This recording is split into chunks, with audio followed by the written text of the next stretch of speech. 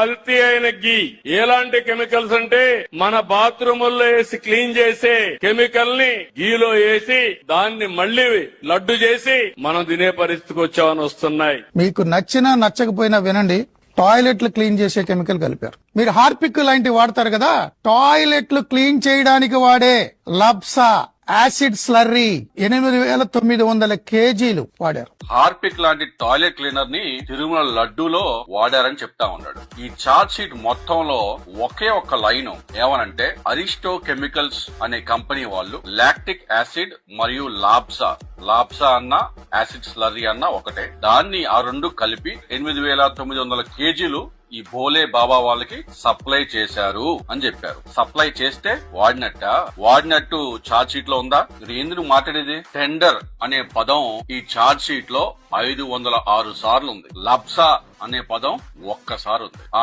Tender అంతా వదిలేశాడు. ఈ లాబ్సా అని ఒక్కసారి దానిలో మెన్షన్ చేసి ఉంటే అది కూడా కొనుక్కున్నారు అని చెప్పి మెన్షన్ చేశారు. దాన్ని పట్టుకొని వీడు కలిపారని చెప్తా ఉన్నాడు. ఈ లాబ్సా అనేది ఫ్యాక్టరీల్లో, ఇండస్ట్రీల్లో, డైరీల్లో క్లీనింగ్ కోసం ఉపయోగించుకుంటారు. యాసిడ్ స్లర్రీ అనేది ఈ లాబ్సా యొక్క లిక్విడ్ ఫామ్. ఇది ఒక్క చుక్క గీలో వాడినా ఆ గీ అంతా నురుగు వస్తుంది. ఎందుకంటే అది డిటర్జెంట్ కాబట్టి. ఆ కంపెనీ వాళ్ళు ఈ లాబ్సాని, ఈ యాసిడ్ స్లర్రీని కొనుక్కుంటే దాని అర్థం నెయ్యి తయారులో వాడినట్ట.